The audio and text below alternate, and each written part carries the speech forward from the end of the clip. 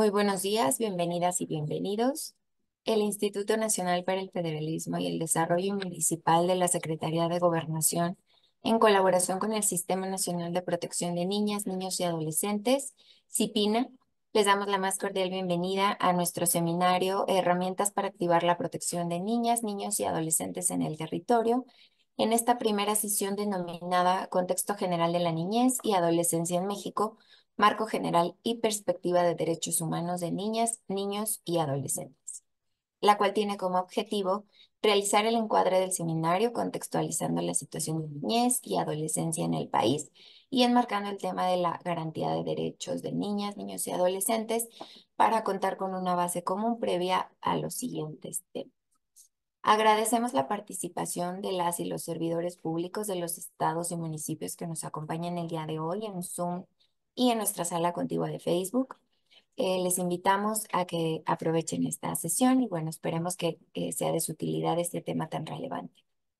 Les comentamos que en caso de presentarse alguna situación no planeada durante la sesión, como un sismo, pérdida de conexión a internet o pérdida de luz, restableceremos la conexión para dar seguimiento a la sesión en el momento que no sea posible. Gracias por su comprensión. A nombre del INAFED me permito presentar a nuestro titular, el licenciado Ignacio Valle Fernández.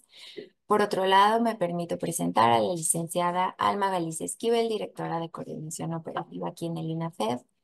Saludamos y damos la bienvenida a nuestro ponente del día de hoy, el maestro Joaquín Torres Acosta, director de área en la Secretaría Ejecutiva del Sistema Nacional de Protección de Niñas, Niños y Adolescentes. A continuación daremos paso al mensaje de bienvenida por parte de nuestro titular, el licenciado Ignacio Valle Fernández. Adelante, por favor. Muchas gracias, Johaira.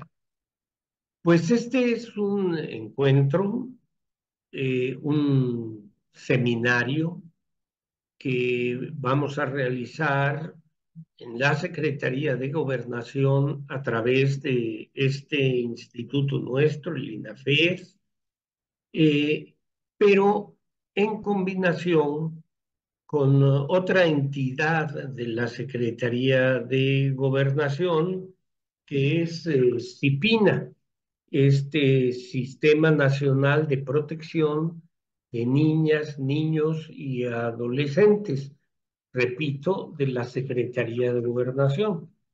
Aprovecho la mención de CIPINA para rogarle a nuestro expositor, el maestro Joaquín Torres, que si está en sus posibilidades, pues no olvide transmitir nuestro sincero agradecimiento a la licenciada Constanza Tort San Román, que es la titular de CIPINA, por la voluntad de colaboración que ha mostrado en todo momento para llegar a la inauguración de este seminario.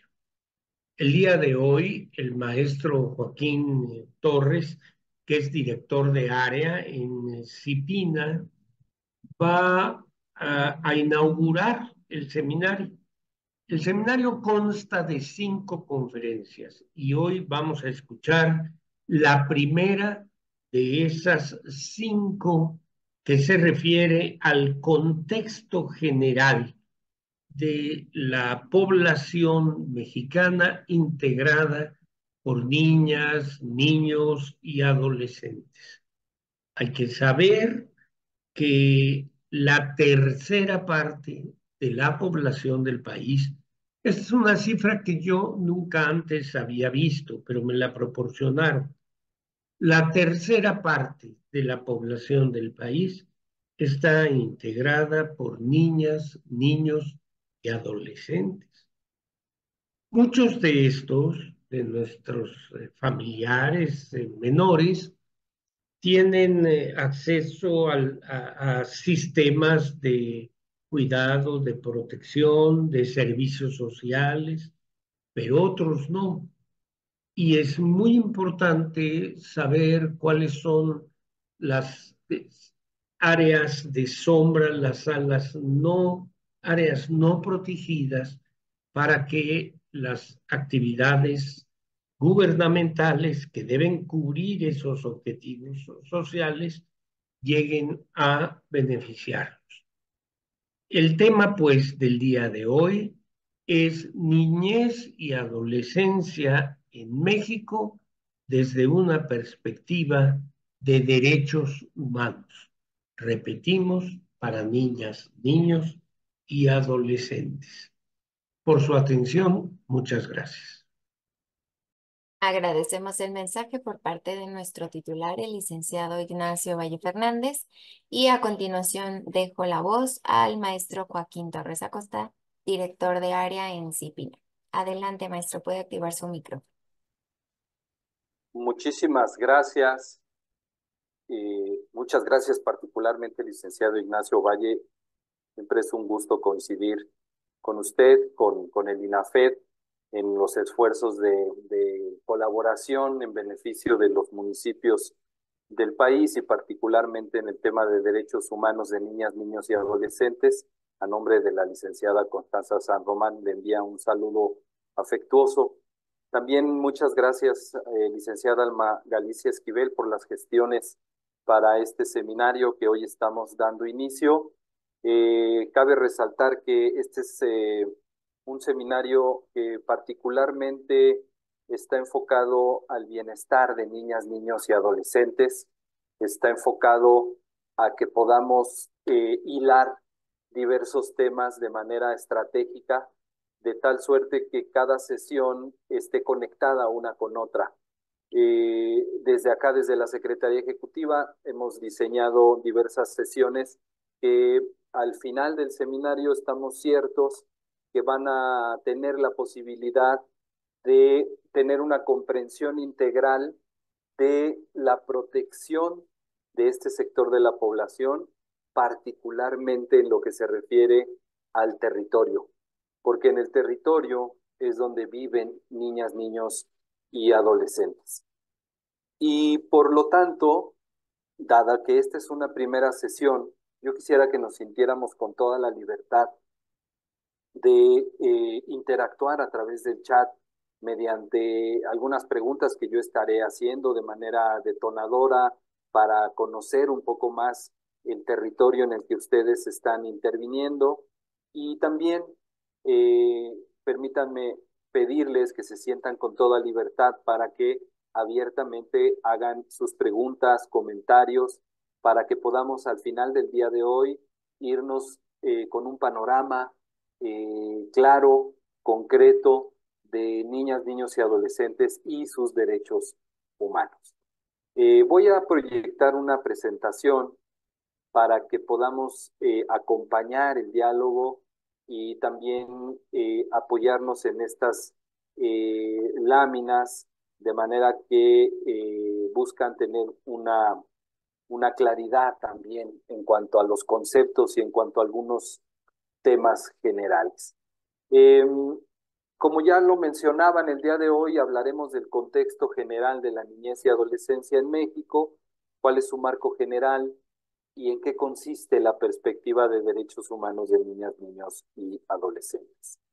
Ya lo comentaba acertadamente el licenciado Valle, en nuestro país niñas, niños y adolescentes representan un tercio de la población. Y lo que quiero destacar de estos datos es que hay una paridad también en cuanto a lo que se refiere al tema de género, a lo que son niñas y mujeres adolescentes, correspondiente con niños y hombres adolescentes. Ahí ustedes lo pueden ver en la gráfica y también la distinción respecto a la zona urbana, que es el 75.10%, y las comunidades rurales, que se refiere al 24, casi 25%. Pero para entrar en materia de adentrarnos en quiénes son niñas, niños y adolescentes, empezamos a mirar en estos datos también que alguna parte de la población, por ejemplo, hablan una lengua indígena como lengua materna. Y también hay un porcentaje que se autopercibe como afrodescendiente, que es muy distinto a la autopercepción indígena. estos datos son relevantes porque nos empiezan a mostrar que en esa frase que a veces decimos de los niños o las niñas y los niños, en realidad hay una complejidad muy amplia y nos ayuda mucho que en cada municipio podamos tener un pulso claro de quiénes son esas niñas, niños y adolescentes que conforman la ciudadanía también de los municipios. Y por ejemplo, aquí también nos dice un dato relevante que son 2.7 millones viven con alguna limitación o discapacidad.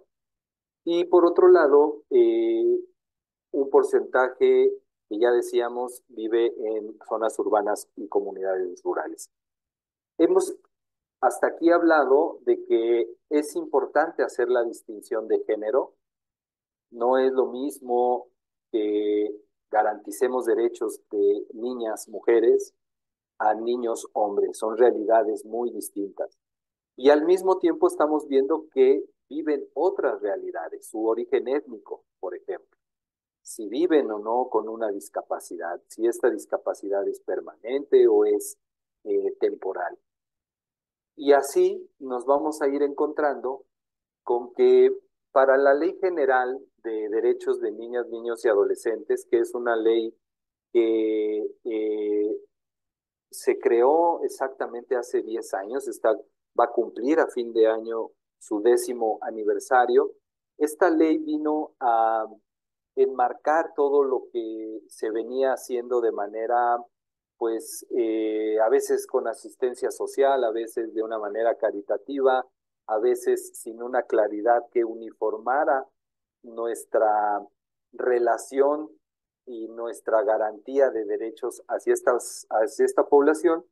Y me detengo un poco en el tema de la ley, porque ustedes a lo largo del seminario pues van a ir escuchando recurrentemente que la ley mandata cómo se opera la protección en los 3 órdenes de gobierno, a nivel federal, a nivel estatal y a nivel municipal. Y esta ley nos dice de entrada que niñas, niños y adolescentes son las personas menores de 12 años y también hace una distinción en etapa de desarrollo a los y las adolescentes como las personas entre 12 años cumplidos y menos de 18. Si se dan cuenta, aquí ya tenemos una primera distinción. La niñez hasta los 12 años y a partir de los 12 años hasta los 17 años, la ley considera adolescencias a esa etapa del desarrollo. Y aquí ustedes me ayudaría que me fueran colocando en el chat como reflexión si en los municipios donde ustedes están está adecuadamente asentada esta concepción entre las personas adultas, entre el funcionariado, entre sobre todo las personas que estamos llamadas a proteger estos derechos. Tendremos la claridad de entrada de que hay que distinguir niñez de adolescencia, porque aquí la ley no lo marca. Ahí váyanme comentando sus experiencias porque eso nos va a enriquecer. Porque la ley también además señala que para los tratados internacionales de derechos humanos, la mayoría de edad serán los niños menores de 18 años. Entonces, queda claro que esta población de 0 a 18 años o a 18 años cumplidos pasa más porque les protejamos que porque les exijamos obligaciones jurídicas. Y quiero detenerme aquí porque recurrentemente vamos a escuchar que garantizar derechos de pronto nos coloca en una posición de, bueno, ¿y cómo hago que respeten? ¿Cómo hago que los niños ahora que conocen sus derechos eh, no, no se salgan del orden o de la disciplina? Vamos a recordar que es labor de las personas adultas construir una cultura de derechos humanos y construir comunidad y acuerdos, pero que jurídicamente niñez y adolescencia no tiene obligaciones. Todo lo contrario, debemos crear un esquema para para poder protegerles. Nos ponen ya aquí en el chat que nos dice Sandra Luz, no siempre está clarificado los estándares de edad. Es bien importante porque también vamos a hablar un poco de la etapa de desarrollo, pero cerrando este punto, la ley también nos dice que niñas, niños y adolescentes son titulares de derechos con capacidad de goce de los mismos. ¿Qué quiere decir que sean titulares de derechos? Vamos a pensarlo un poquito. Cuando a nosotros nos dicen que poseemos algo, que somos titulares de algo, es porque nos es dado de manera natural. En el tema de los derechos humanos, nadie nos da los derechos humanos, nadie nos los proporciona. Nos dice la ley que por el simple hecho de nacer, nacemos libres y nacemos como titulares de derecho. Esto a veces se entiende más con las personas adultas, pero con la niñez y adolescencia es más complicado, porque venimos de una cultura que nos lleva a ver de manera complicada que niñas, niños y adolescentes son titulares. ¿Qué significa esto? Que nosotros las personas adultas no les concedemos los derechos. Las personas adultas tenemos la obligación de crear los contextos y mecanismos adecuados para que accedan a los derechos, para que gocen los derechos. Y hoy vamos a platicar también cómo está estructurado en un municipio esto para que se convierta en una garantía. Pero si se dan cuenta, en resumen, estamos diciendo que las personas adultas garantizamos los derechos y el Estado, que se conforma por sus instituciones, sus autoridades, la sociedad y la familia, compartimos la responsabilidad en esta protección. Pero no es lo mismo ser una autoridad que ser un padre o una madre de familia, o una persona cuidadora, o un ciudadano de la sociedad civil. Todos tenemos grados de responsabilidad, pero son distintos de acuerdo a nuestras obligaciones en la sociedad y en el Estado. Esto también nos debe quedar muy claro porque nos toca atender todo lo que ocurre en el territorio y que se relaciona con los derechos humanos de niñas, niños y adolescentes.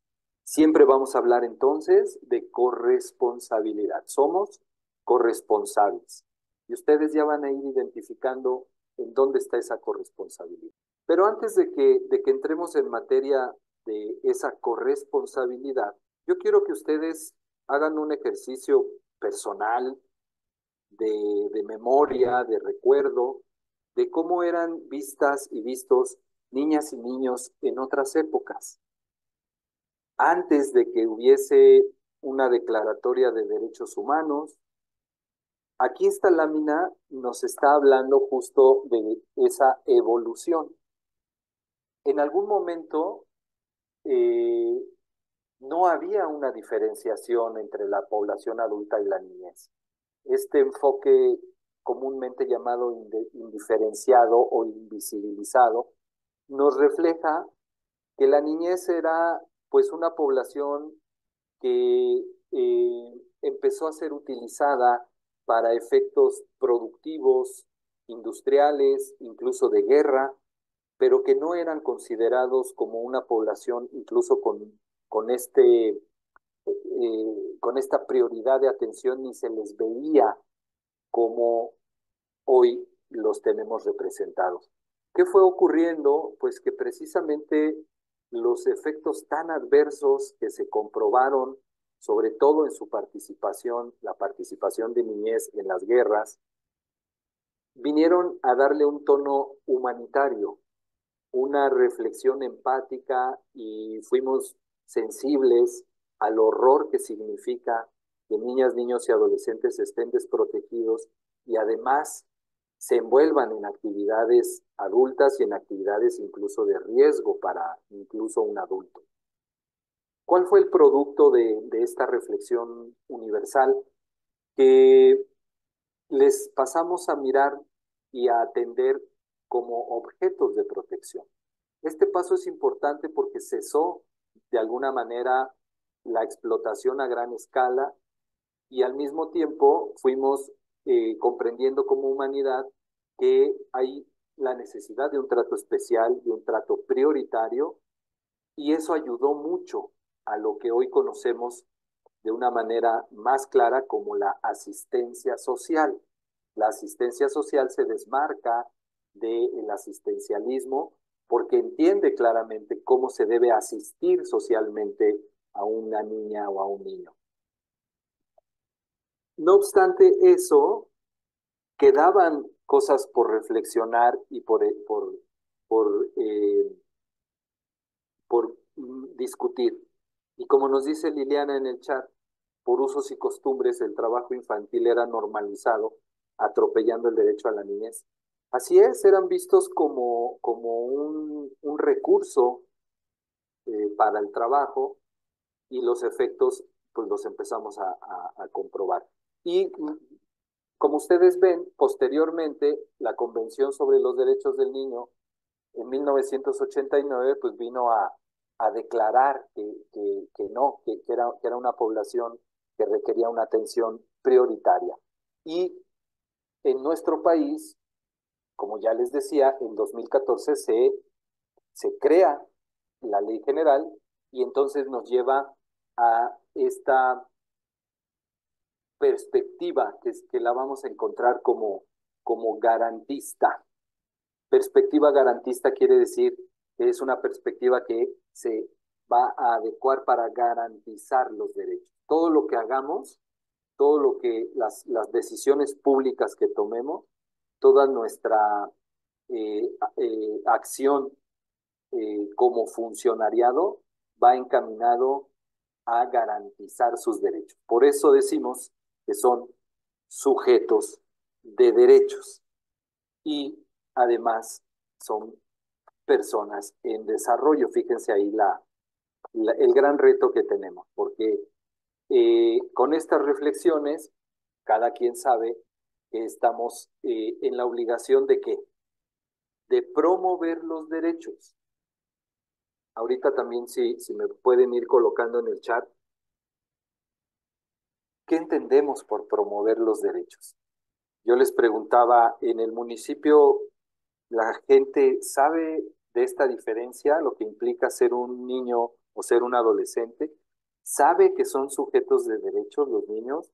Y ya no nos acomodamos en el paradigma de yo sé lo que ellos quieren, yo decido por ellos, yo entiendo qué es lo mejor, y hoy no me entienden, pero cuando sean personas adultas me van a agradecer, y de una manera a lo mejor hasta sin que las propias niñas, niños sepan que tienen derechos.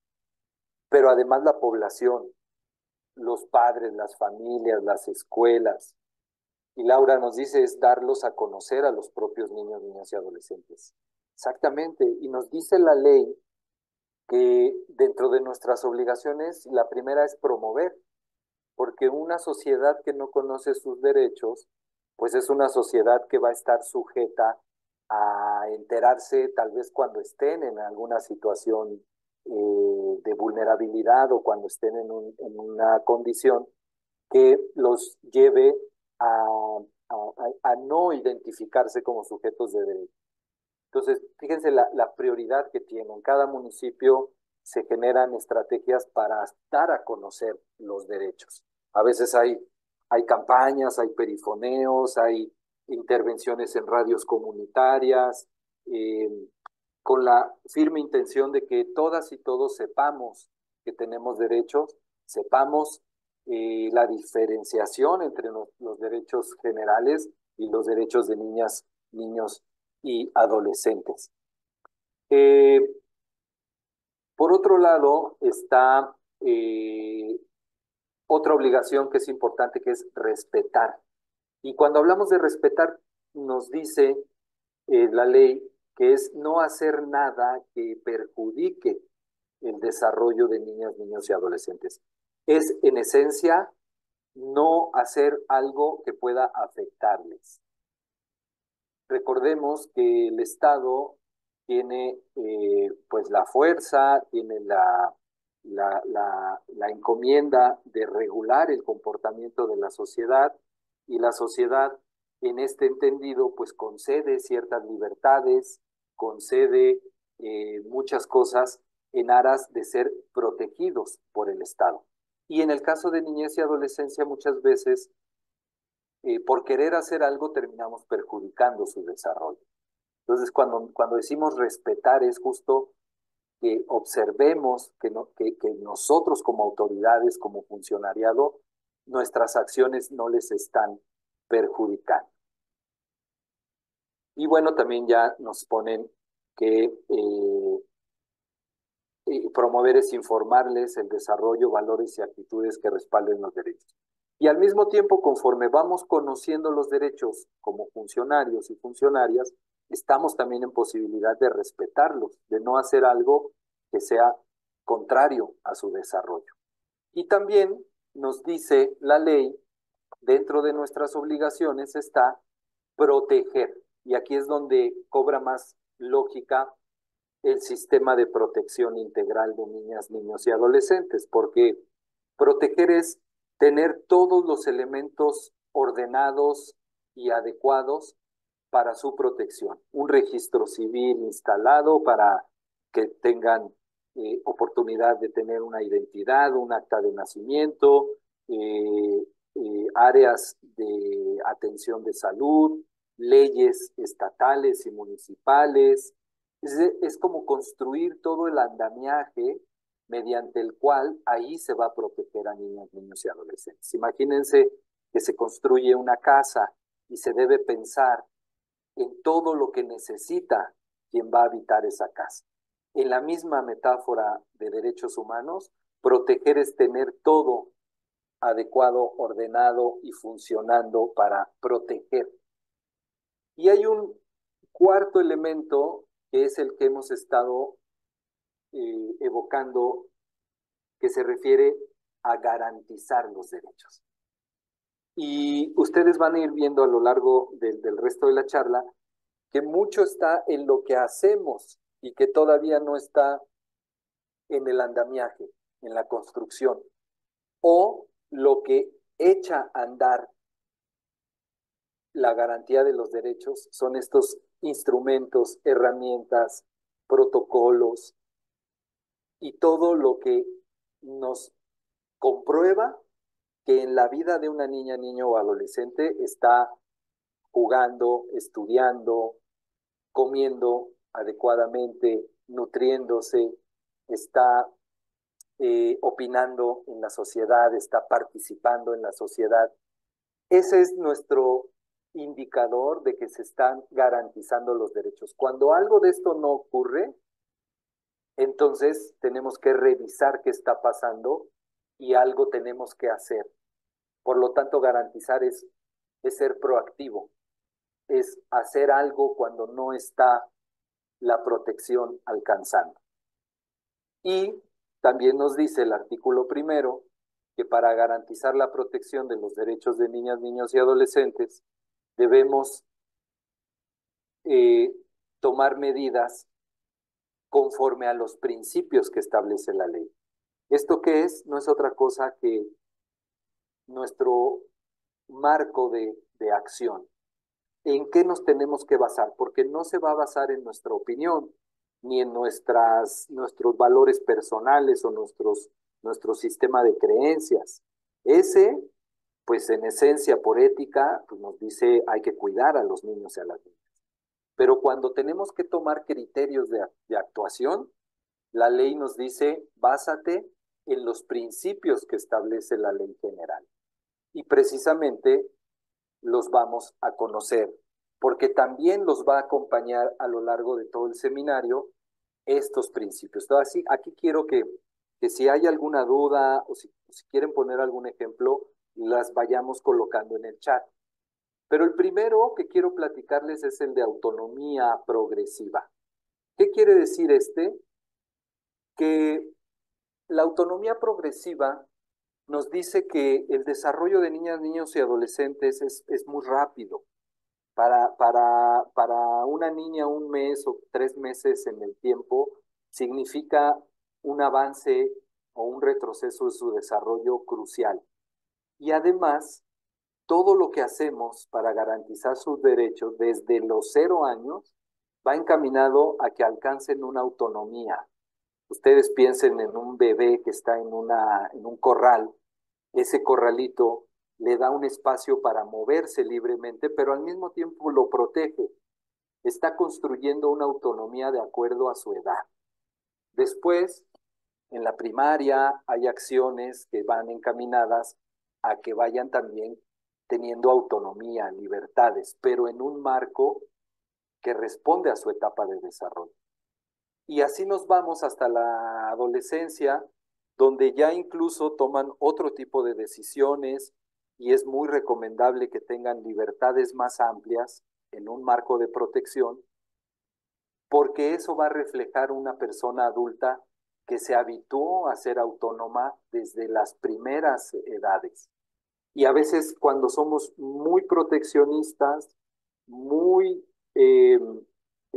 poco garantes de este principio, pues se genera una dependencia muy grande. O pretendemos que a los 18 años se muestren como personas con autonomía cuando no se las hemos construido ni garantizado desde edades tempranas. A eso se refiere la autonomía progresiva. Y también dentro de los principios está el de no discriminación, que como ustedes saben, la amplia diversidad de niñez y adolescencia muchas veces se ve afectada porque se hacen diferencias injustificadas por origen socioeconómico, por tono de piel, por condición migratoria, por ser niña o por ser niño. Hay una diferencia, como ya decíamos, en el género. Al mismo tiempo, estas diferencias a veces les colocan en desigualdad, sobre todo cuando hablamos de condiciones principalmente de pobreza.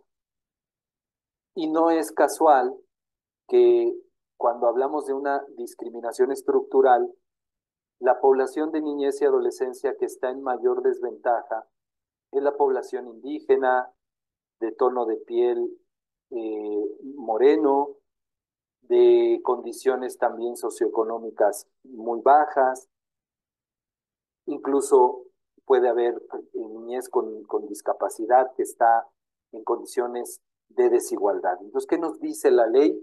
Que uno de nuestros principios, además del de autonomía progresiva, es generar acciones para romper con esta desigualdad.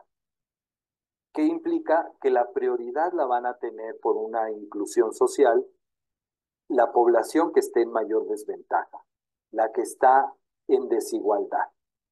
Y no solamente se trata, cuando decimos de no discriminar, pues de tratarnos bien o de darnos un trato amable. No, se trata de que identifiquemos dónde están estas desigualdades. Puede existir una escuela en una cabecera y a lo mejor la población más alejada o la que tiene el camino más turbio para llegar es la que no llega al aula. Entonces, ahí hay una condición de desigualdad y tenemos que dar una prioridad para garantizar que esa población, por el lugar en el que se encuentra o por condiciones socioeconómicas, no está llegando a la escuela. Y a eso se le llaman acciones afirmativas. Es decir, yo estoy haciendo algo donde ya identifiqué que hay una desigualdad. A eso se refiere la no discriminación. Y otro principio nos dice es el que debemos garantizar que participen, que opinen, que les informemos de lo que pasa en su municipio, en su comunidad, y que les preguntemos qué opinan y que les pidamos que también propongan alternativas a cosas que ellos también viven. Ya al final vamos a ver cómo se desenvuelven en todo el municipio. Pero aquí lo importante es que si no les garantizamos esto, no es que les estemos dejando de hacer un favor, sino que estamos faltando a un principio y un derecho que es el de la participación. No olvidemos este que es fundamental. Y el otro principio se refiere a garantizar su supervivencia y desarrollo. Todo lo que viven niñas, niños y adolescentes a lo largo de sus etapas implica también un riesgo de supervivencia. Les pongo otro ejemplo extrapolado. A los primeros dos meses o mes y medio de nacimiento, es muy importante garantizar que no existan muertes tempranas. Ahí estamos priorizando la supervivencia y desarrollo. Pero al mismo tiempo, cuando vemos que en las adolescencias hay riesgos de que mueran en situaciones de violencia o que cometan suicidio, estamos hablando también de garantizar una supervivencia y un desarrollo. Entonces, este principio es a todas las edades. A veces se cree que es garantizar la supervivencia en la primera infancia, pero todo el tiempo hay riesgo de que se vea afectado su desarrollo o se vea comprometida su supervivencia. Dense cuenta la importancia que tiene entonces también conocer a detalle las etapas de desarrollo.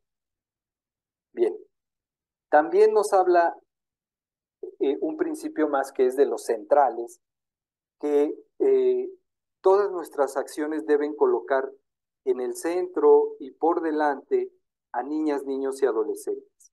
Si vamos a construir un parque en el municipio, tenemos que hacernos en todo momento la pregunta, ¿y cuál es la mejor forma de construir este parque pensando en el desarrollo de niñas, niños y adolescentes? Si se va a poner un alumbrado, si se va a colocar o a diseñar una política pública, nuestra prioridad debe ser niñas, niños y adolescentes, porque además de que estamos garantizando lo que la ley nos dice, todo aquello que se construye en una comunidad y que es seguro y adecuado para niñez y adolescencia, lo es para todas las personas, adultas, personas mayores, personas con discapacidad, porque ustedes pueden comprobar eso. Si una niña es capaz de ir a una tienda en la esquina de donde vive sin que corra ningún riesgo y que todas las personas le garanticen, la protejan, entonces es seguro para cualquier persona. Esa es la importancia del interés superior, pero uno que tiene mucho mayor relevancia es que cuando hay situaciones jurídicas que están en conflicto, los derechos a veces se contraponen, los derechos pueden llegar a chocar. Cuando hay un conflicto de derechos que se le llama colisión de derechos, porque es un choque de derechos, siempre nuestro criterio jurídico va a ser el interés superior de la niña. Si hay dos personas adultas que están en un tema jurídico de patria potestad o de este tipo de derecho familiar, la prioridad la va a tener lo que sea lo mejor para niñas, niños y adolescentes. Fíjense la importancia que tiene. Y el de igualdad sustantiva es justo que comprobemos que estamos haciendo estas adecuaciones. A veces se puede pensar que son privilegios, ¿no? Como decir, vamos a becar a un porcentaje de niñas indígenas en una secundaria o en una preparatoria y se va a garantizar que nadie más que estos 15 lugares que tenemos sean para niñas indígenas. Y alguien puede decir, oye, pues estás haciendo una distinción, pareciera un privilegio. No, es una igualdad sustantiva, porque históricamente está comprobado que las niñas indígenas son las que más difícilmente llegan a educación media o educación superior. Entonces, si yo promuevo una beca y además garantizo esos lugares para particularmente ese grupo poblacional, estoy construyendo igualdad sustantiva. ¿Sí? El de inclusión, que es justo que todas las personas estén, no importa quiénes sean, qué identidad tengan, les demos lo que necesitan y formen parte de una comunidad. Ustedes también podrán ir pensando cómo excluyen las comunidades. A veces las comunidades se excluyen porque la diversidad amenaza, puede ser porque hay a lo mejor una creencia religiosa que es contraria a la hegemónica, o puede ser porque son migrantes, ya sean migrantes dentro de del propio país o migrantes de otros países, o por diversidad sexual. Es decir, revisar en todo momento qué tan incluyente es un municipio nos ayuda también a cotejar si estamos cumpliendo con este punto. Y eso también nos lleva a una mirada intercultural. ¿Qué quiere decir esto? Que todas las diferencias valen lo mismo, que todas las diversidades merecen el mismo respeto y además a todas se les debe garantizar los derechos. Esto lo vamos a ir platicando y me van a ir diciendo qué tanto ocurre. Bien, hay otro punto que tiene que ver con ¿por qué nos cuesta tanto trabajo garantizar los derechos de niñas, niños y adolescentes? Y a veces seguimos viendo, por ejemplo, escuelas que tienen reglamentos que contravienen el desarrollo de niñez y adolescencia, o puede ser que veamos todavía estructuras en la construcción de cabeceras, de municipios, que son inaccesibles para la niñez. O la justicia para adolescentes, ¿no? Si un adolescente comete un acto que es tipificado como delito, a veces los juzgamos desde el adultocentrismo. Por eso este concepto es importante. Cada que hacemos, que nos relacionamos con ellas y ellos de manera asimétrica, es decir, no viéndoles como sujetos de derecho, incurrimos en un adultocentrismo, que se traduce en estas prácticas sociales que nos representan a la niñez como nuestra propiedad o como algo que tenemos que moldear nosotros sin preguntarles. Y el ejemplo más, me parece uno de los más extremos, es el castigo corporal. Hay comunidades donde está normalizado golpear a las niñas o los niños en un malentendido derecho de corrección, de decir, yo tengo el derecho de corregir a un niño y de disciplinarlo mediante el castigo corporal.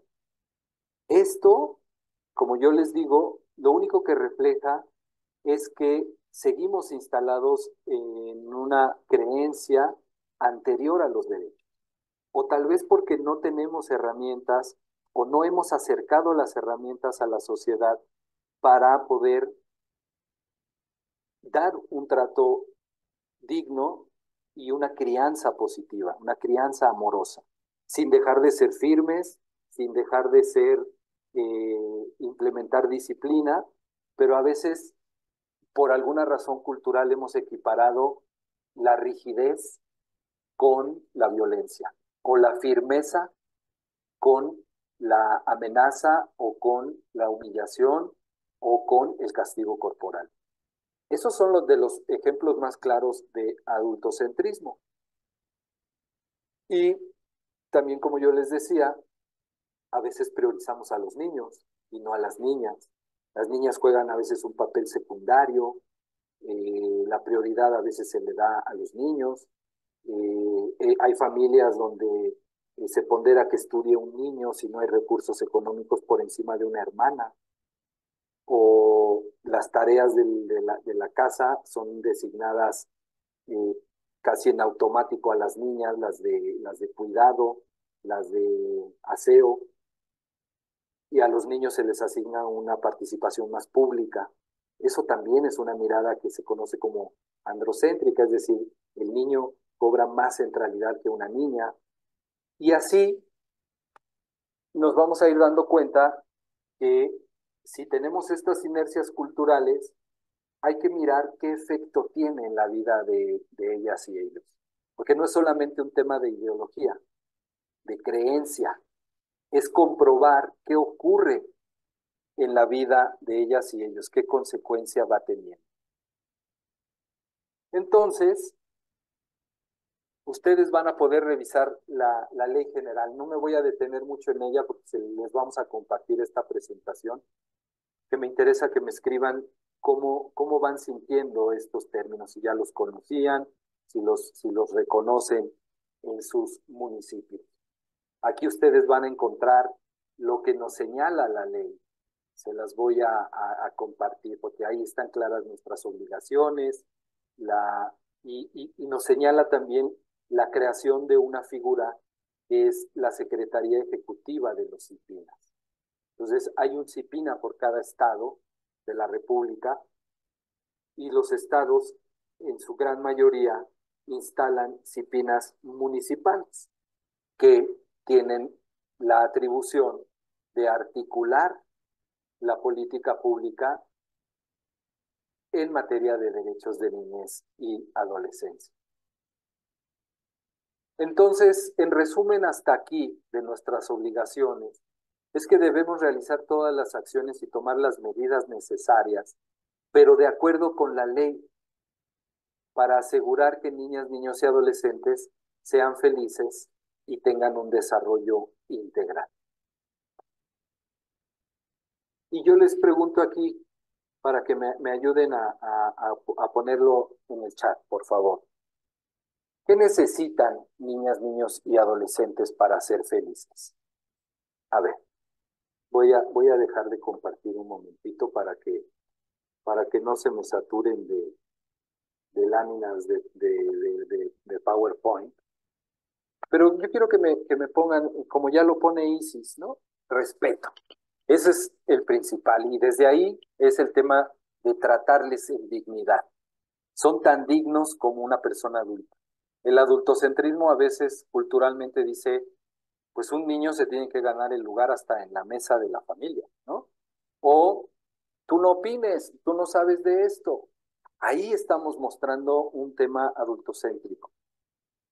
O bien, si hay una situación que abordar, el último que opina es la niña, el niño o el adolescente.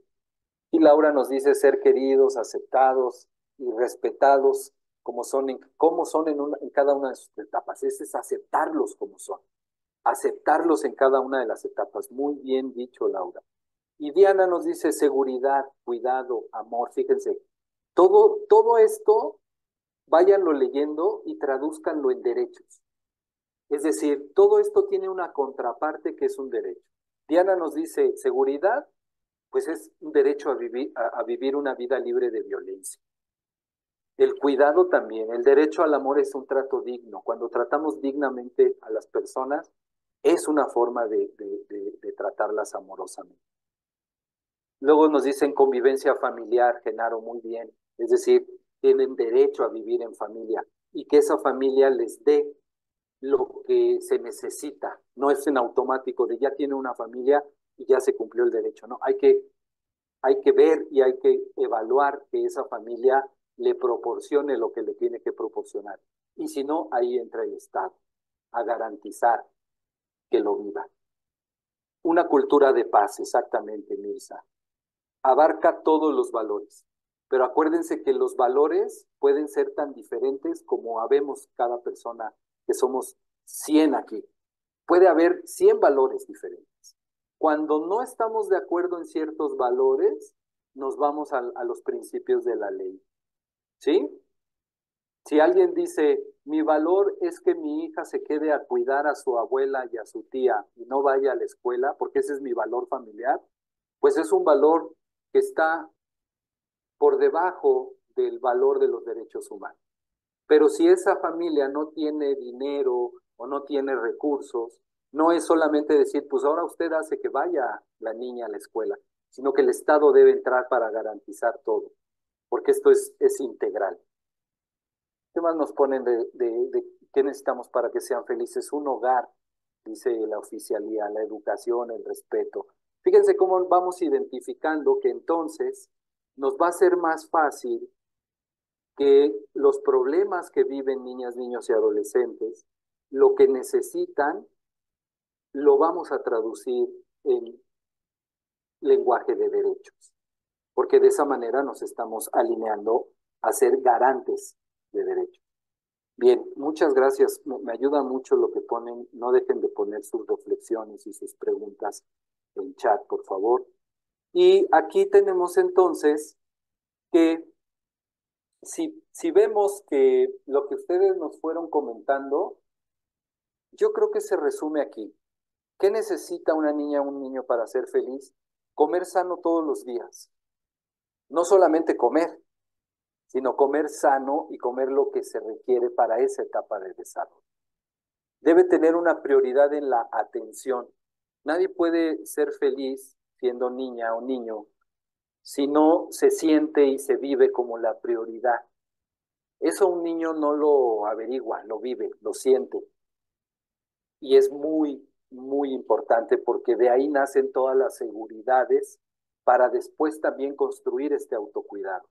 En el tema de abuso sexual es clave que se vivan como personas dignas, respetables, con prioridad, porque entonces cuando hay un perpetrador que muchas veces está en la familia, es muy penoso decirlo, pero esa es la estadística, entonces vamos construyendo sujetos de derechos que también se pueden defender o que también pueden denunciar.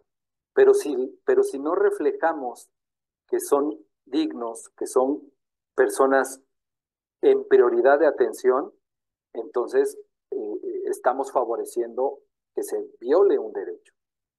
También, ¿qué necesitan para ser felices? Un nombre y una nacionalidad.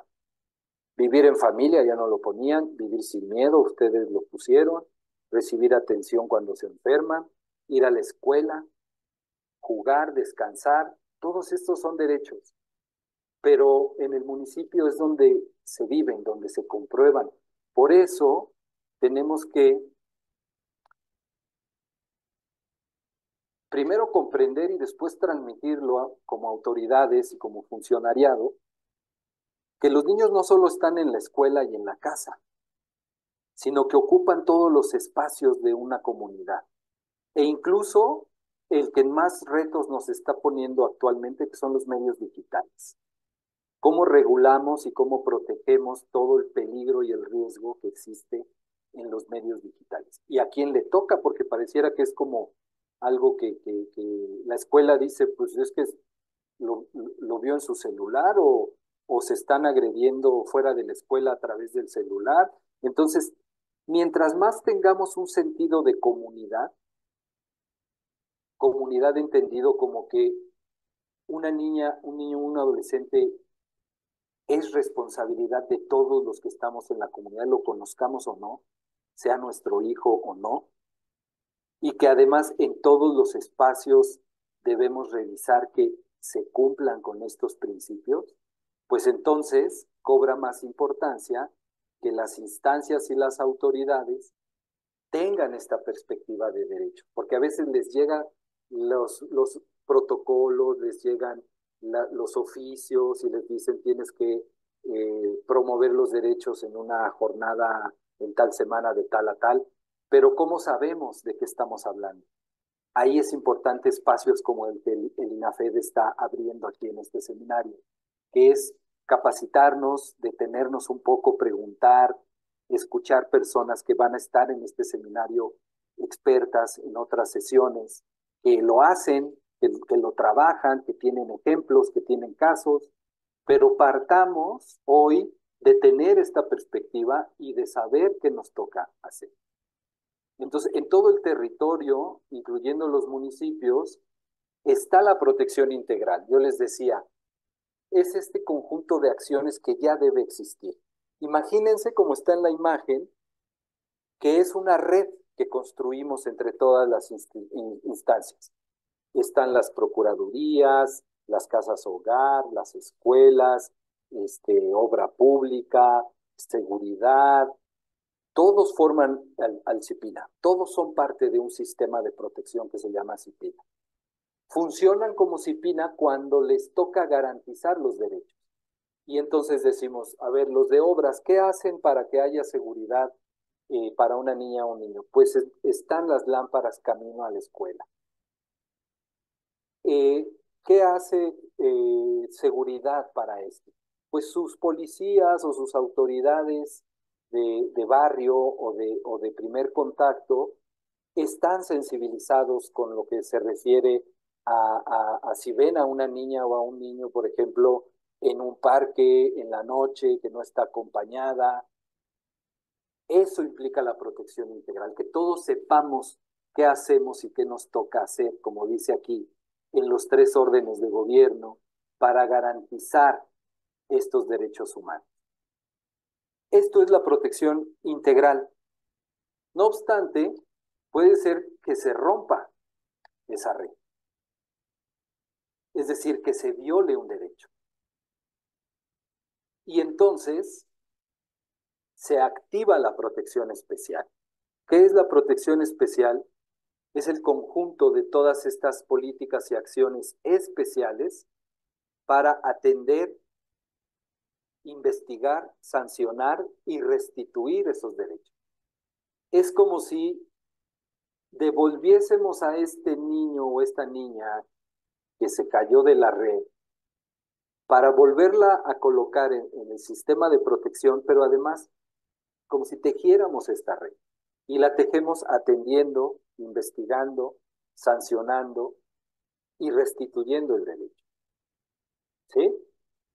Aquí es donde cobra mucha importancia las autoridades de primer contacto que hay en cada municipio, los primeros respondientes, que son aquellos funcionarios que están en ventanillas, en ministerios públicos, en consultorios médicos, frente a grupo, en un aula, y que pueden detectar, no es que sean responsables de resolverlo, pero lo pueden detectar, pueden tener las primeras señales y además deben estar capacitados y protegidos para saber en la cadena de corresponsabilidad dónde tienen que activarla, a quién tienen que llamar. Y eso ustedes lo van a ir viendo a lo largo del seminario. Pero lo primero es detectar que la protección integral es el deber ser, lo que ya pasó. Están jugando, imagínense unos niños jugando en un parque y todo está previsto para que jueguen ahí. Los juegos están a los tamaños adecuados, están las cosas a la altura, están para que jueguen. Y de pronto un niño se cae, se raspa, y entonces alguien trae un botiquín y interviene, lo cura y vuelve a jugar. Ese es un ejemplo muy simple, pero es lo mismo que pasa con la protección especial. Hay un niño que a lo mejor por temas de violencia o de inseguridad queda huérfano y que su familia de origen o su familia cercana no le garantiza un contexto nutricio de desarrollo, pues entonces la protección integral entra y, como dice aquí, primero atiende, es decir, pone segura o seguro a ese niño. Después investiga qué pasa. Y si es necesario, sanciona y repara, restituye esos derechos. Y eso al mismo tiempo nos ayuda a ver para que no ocurra nuevamente, es decir, para que haya una garantía de no repetición. ¿Qué significa eso? Que entonces podemos detectar situaciones que están pasando habitualmente. Quiero que ahora me ayuden un poquito nuevamente en el chat. En lo que voy viendo que más pusieron otorgando respeto por medio de la validación de sus emociones, dice Diana, exactamente. La diferencia que hace validarle a alguien cómo se siente, porque nosotros nos puede parecer hasta irrisorio, ¿no? Un adolescente rompe con su pareja y entonces está viviendo de manera muy grave el asunto y nosotros lo minimizamos. Desde ese ejemplo hasta un ejemplo más grave como puede ser, alguien me está tocando y no me gusta cómo me toca. Y si nosotros decimos, pues, es tu imaginación, o no, eso no pasa. Estamos, como dice Diana, no estamos validando esas emociones. Pero bueno, lo que quiero que me ayuden poniendo en el chat un poco es, ¿qué temas ustedes ven en su municipio que podríamos poner como ejemplo de protección integral? Es decir, ¿qué se les ocurre ahorita ya escuchándome que dicen, a ver, una muy fácil, si yo tengo un registro civil, estoy cumpliendo y hay una vía de protección integral. ¿Qué otras cosas ven en su municipio que reflejan que existe la protección integral? A ver, para que vayamos platicando ya sobre lo que existe en el municipio. ¿Qué me dicen? La oficialía dice, considero que debemos preguntar de manera directa si se sienten felices, protegidos en su casa y con su familia. Sí, sí, hay una necesidad, y ahorita que lo comentas, es qué tan habituados también estamos a relacionarnos con niñas, niños y adolescentes, ¿no? Desde su etapa de desarrollo. No es que tengamos que ser psicólogas o psicólogos o que tengamos que conocer de desarrollo. Simplemente con la empatía, ¿no? De dirigirnos a ellos. Muchas veces hasta le preguntamos a la persona adulta, ¿no? ¿Y tu hijo cómo se llama? Y si es un profesional, a lo mejor ahí está en un consultorio. Y dígame, señora, ¿qué tiene su hijo? Jamás voltean a ver o le preguntan al sujeto de derechos. Entonces, esa parte también es importante. Pero yo les preguntaba también, ¿qué hay en su municipio que ustedes empiecen a identificar como parte de la protección de niñas, niños y adolescentes? A ver, ayúdenme.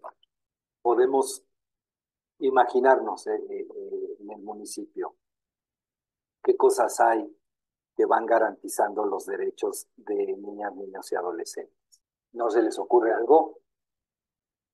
Les voy a poner una lámina que seguramente nos puede ayudar, ¿no?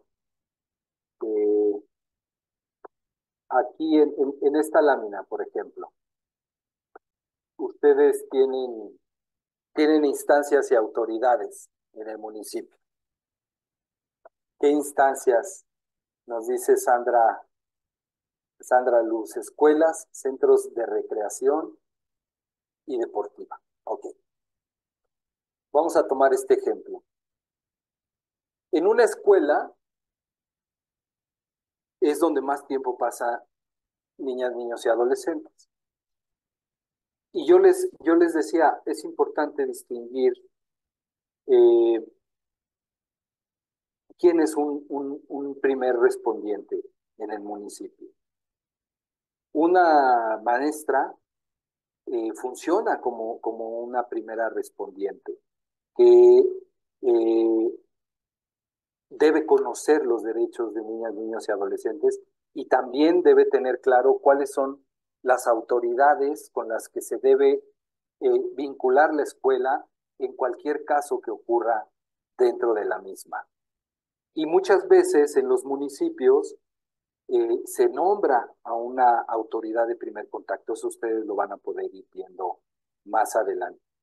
Pero ese ejemplo de la escuela, pues está muy claro. Ahora, es un poco más complejo si lo llevamos en el ejemplo de un centro deportivo, porque un centro deportivo a lo mejor puede tener la idea de que no está tan obligado a ser un garantista de derechos, pero cuando se supervisa un centro deportivo por parte de las autoridades, pues es muy importante ir con perspectiva de derechos de niñez y entonces poder garantizar que todo ese deportivo funciona con el interés superior de la niñez y que además tiene claro qué debe hacer si ocurre un tema de violación de derechos. Mirza nos pone que también un centro de salud indispensable, ¿verdad? Porque además en los centros de salud, por ejemplo, hay una estadística muy fuerte de que a veces un médico de primer contacto, si no está bien capacitado, puede dejar pasar temas de violencia familiar, de poder identificar cuando hay castigo corporal y a lo mejor se oculta en la familia y tampoco se le pregunta o se evalúa al niño o adolescente. Rosalba Sosa nos dice cabildo infantil para su derecho de participación. Exactamente. Esto que dice Rosalba es una incidencia todavía mayor, ¿no? Es decir, que tengan una participación en los temas que les afectan en el municipio. Y si volvemos al tema de por qué no lo garantizamos, hay siempre una duda que es genuina, ¿no? ¿Por qué si existe tanta normatividad, una ley tan garantista, por qué a veces encontramos que a nivel operativo esto no se lleva a cabo? ¿Ustedes qué diagnóstico darían? Eh, si, si la ley tiene 10 años, si seguramente en todas las autoridades existen boletines, existen protocolos, ¿qué es lo que falta? Porque eso también nos ayuda a ver estas áreas de oportunidad. Y Juana, por ejemplo, nos dice, no sé si desde la planeación y derecho a la ciudad, otorgar espacios que cumplan con las necesidades de cuidado, esparcimiento y desarrollo. Aquí está una de las palabras clave, ¿no, Juana? La planificación, la planeación. Es decir, cuando se diseña una ciudad o un barrio o una comunidad, ¿para quién se diseña? Y con la mirada de qué se diseña y a quién se consulta para su diseño, ¿verdad? Y por otro lado está si para garantizar, volvemos al principio o a la obligatoriedad que hablábamos al inicio, que es la promoción de los derechos. Hoy, en esta primera sesión del seminario, podría yo decir que estamos como en una etapa del seminario de promoción, ¿no? Porque estamos asentando los conceptos, entendiendo de qué va. Cuando nosotros empecemos a ver en el seminario que nos muestran cómo se nombra una autoridad de primer contacto o qué debe hacer, pues ya tenemos claro de qué estamos hablando, ¿no? ¿Qué más nos dicen? ¿Qué otras cosas en su municipio identifican que se hace como protección? La instancia de la mujer nos dice, considero que debe hacerse un diagnóstico situacional para poder llevar a cabo acciones a favor de la niñez. Ahí está el tema también de, al inicio decíamos, ¿cuántas niñas y niños hay en el país? ¿Cuántas son hombres? ¿Cuántas son mujeres? Si nosotros en el municipio podemos saber quiénes son esas niñas, niños y adolescentes, dónde están, qué necesitan, qué condiciones tienen, entonces vamos a poder, como dice muy atinadamente instancia de la mujer, llevar a cabo las acciones.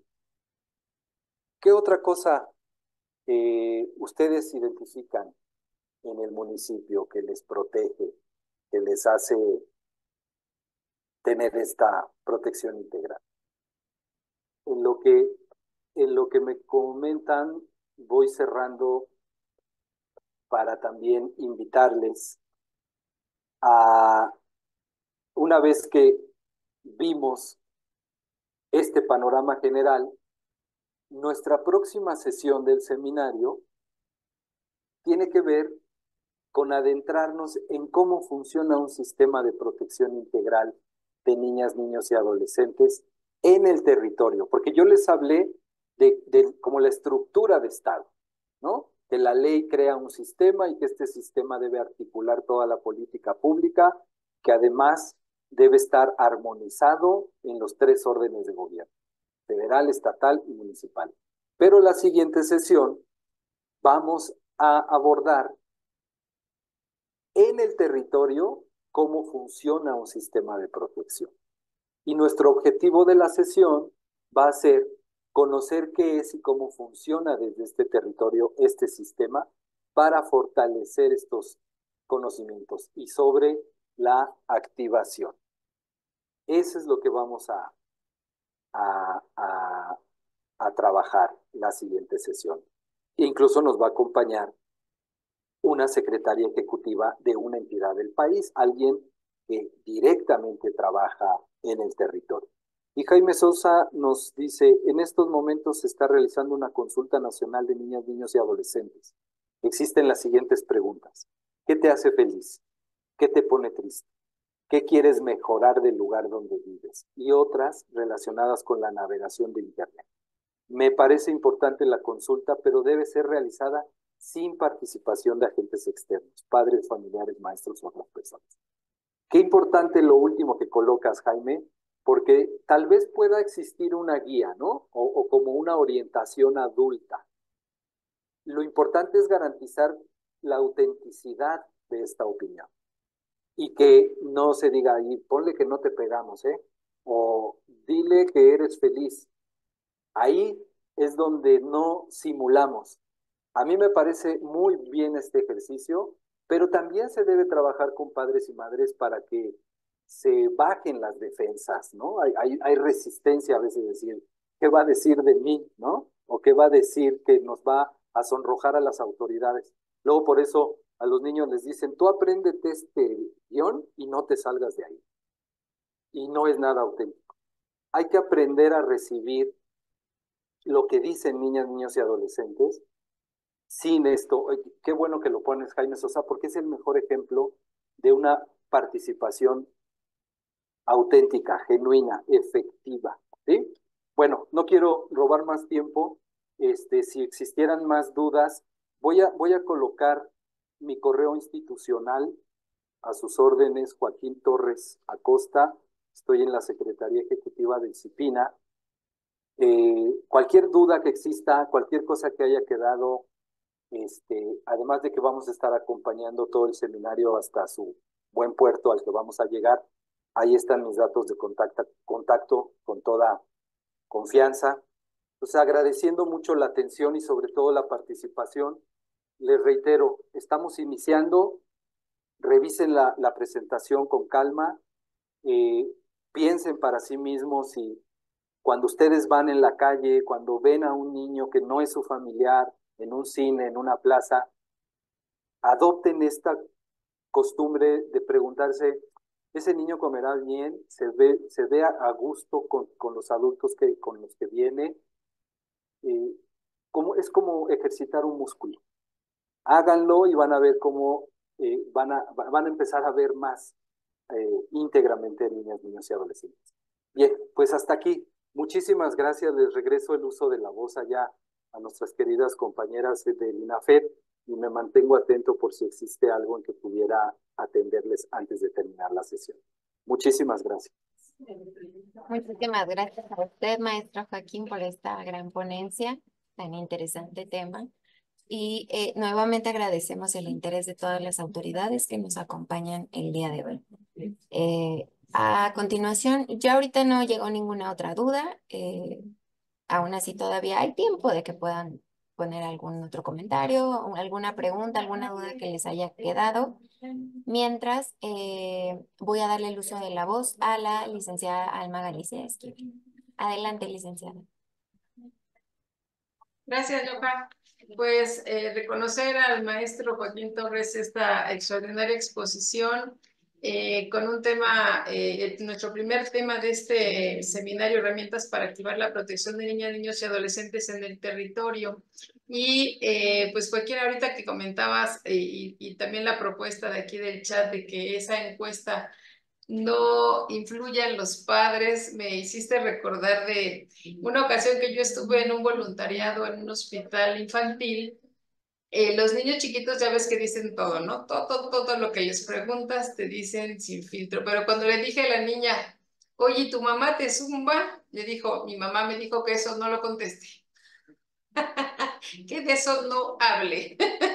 Entonces ahorita efectivamente me acordé y sí, somos mala influencia los adultos cuando se trata de preguntarle a los niños, porque entonces ya no sabremos realmente cómo está la situación en torno a ellos, ¿no? Entonces esa libertad para que los niños expresen cómo viven su día a día, qué importante conocerlo, qué importante esta encuesta que se está realizando, creo que nos va a dar como un poquito de más información para ver cómo andamos y también diseñar las políticas públicas para mejorar y justamente como tú bien dices, garantizar esta protección a los niños, pero no como sujetos de derecho ni de protección, sino como objetos plenos de sus derechos. Y qué importante también es educar a los niños, niñas desde la primera infancia con esta perspectiva de género también, justamente para promover el respeto de los derechos humanos, promover, como tú dices, promover la igualdad, esta garantía de derechos y modificar los roles tradicionales también, que eso es parte de esta brecha de desigualdades, ¿no? Tener esa desventaja hacia la mujer también en cuanto a los roles de género y pues de esta manera prevenir todo tipo de violencias cuando estos niños ya sean unos adolescentes y jóvenes y por supuesto hombres adultos. Pues muchísimas gracias, Joaquín. Le vamos a dar continuidad al seminario, como tú ya bien nos señalaste, el 12 de julio. Y pues bueno, a quienes nos acompañan en esta sesión, pues les pedimos que sigan el seminario. También su participación es importante porque esta constancia que también esperan del seminario, pues tienen que cubrir también sus asistencias, sus participaciones para obtener la constancia, ¿no? del seminario. Así que les invitamos a que le den esa continuidad y que tengan toda la información por parte de los expertos que Joaquín está preparando para todas, para todos nosotros y conocer más sobre este tema tan importante. Así que, Joaquín, muchísimas gracias nuevamente también a la licenciada Constanza Todd-San Román, titular de la Secretaría Ejecutiva del Sistema Nacional de Protección de Niñas, Niños y Adolescentes, por esta colaboración. Y no sé si quieras agregar algún comentario, Joaquín, antes de despedirnos y de cerrar la sesión. Con todo gusto te escuchamos. Muchas gracias. Únicamente invitarles a que identifiquen también su CIPINA estatal y que puedan también, si les llama la atención, conocer las redes de CIPINA. CIPINA-MX está en todas las redes habituales, Facebook, Instagram y X. Y ahí también recurrentemente subimos información, algunos materiales, y con eso también pueden ir habituándose en el tema de la protección integral. Y pues nada más invitarles a que no se pierdan la siguiente sesión del seminario y que estaremos atentos a lo que requieran. Solamente eso, licenciado. Gracias, Joaquín. Pues bueno, a todas, a todos quienes nos acompañaron en esta sesión, nos despedimos a nombre de la Secretaría de Gobernación, del INAFED y su titular, el licenciado Ignacio Ovalle Fernández, del CIPINA. Que tengan todas y todos muy buenas tardes y nos vemos el 12 de julio en la siguiente sesión. Muchísimas gracias. Bye.